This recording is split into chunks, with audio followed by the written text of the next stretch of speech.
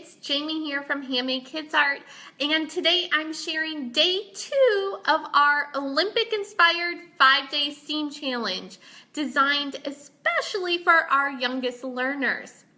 And yesterday, I was trying to do a video directly into our preschool STEAM Facebook group, and it wouldn't let me. However, I updated the app on my phone, and now today I can. So I'm excited to be back directly to our group so that we can go ahead and discover more fun things about the Olympics.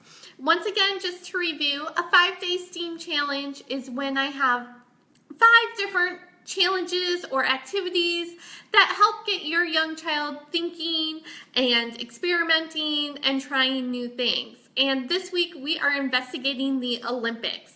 Now, if you missed it, we talked about the Olympic rings and did a fun science activity with that yesterday. So you can catch that replay further down in the group.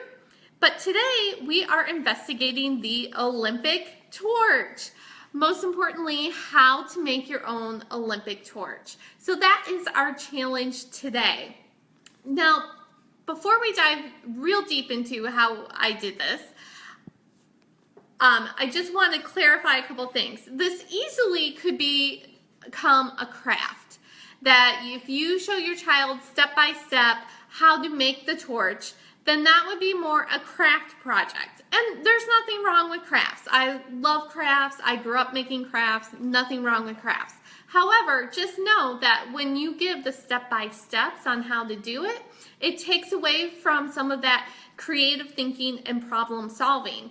Now, a STEAM challenge, we want to emphasize that problem solving. So while it may take a little longer, the activity, and it may require more patience on your part, you're more a facilitator and a supporter as your child takes the lead in creating the project. Now, a challenge what I like to do is give them the set of materials. So I'm going to show you. So basically, I would lay out the materials and then say, can you build an Olympic torch from the materials that we have? And so from there, you can foster your child's creative thinking by asking questions and helping them come up with their own solution that way. So asking questions instead of telling them what to do. All right, so now that I've gotten that out of the way, I will go ahead and share with you how my children came up with solving the solution. So what we had is I had a cardboard tube. However, my 7-year-old, he definitely wanted the longer paper towel roll cardboard tube. So it doesn't matter what size. I have tissue paper, scissors, tape, and then we use 2 different types of light for our torches. And in the end, everyone agreed that the LED light, tea light from the dollar store, that this worked the best. And I actually have the package because we bought it. You get 2 lights for $1. So it's really inexpensive to get a couple lights. And they last for quite a while because we've used these before for projects and they do last for a while. But what my children liked is that I think you can kind of see on the camera, the light actually flickers like a flame. So that's actually fun to see. Okay, so I'm going to show you, like I said, how we did it. But by all means, there are many different ways that your child could come up with their own solution in building a torch. So we started with the tube, and the first thing we noticed is that the tube was too big for the light, that it would just fall straight through. So we had to somehow make the tube smaller. So that's where we came up with the idea to cut it, and then we taped around it, putting a piece of tape down the edge, and now our light was in there pretty secure. Then, of course, came the part of decorating the torch. You can paint these, you can color on them.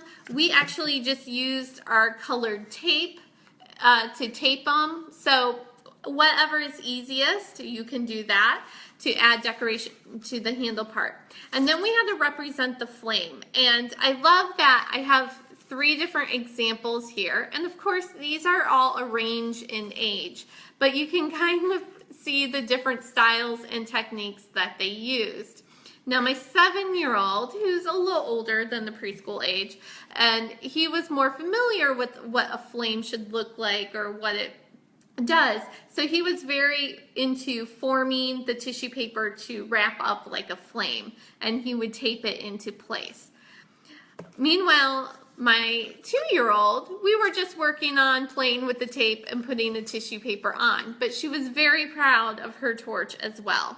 And then my 5-year-old also liked layering the different colors to get to represent the flame as well.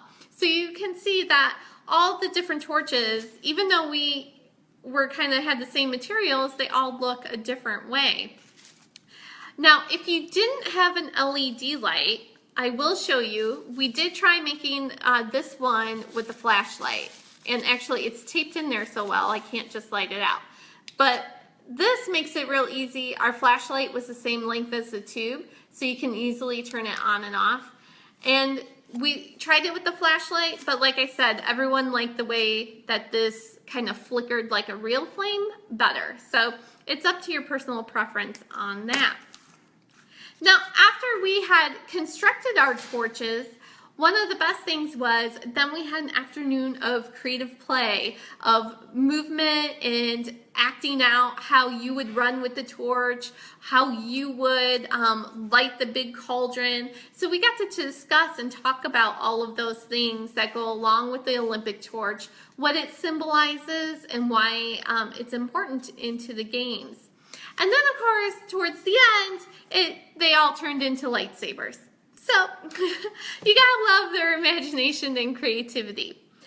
Well, that is it. I'm gonna keep it short and end it here for our day 2 challenge. You can read about the entire step-by-step tutorial to help get you started on our challenge site. I will post the link in the comments below.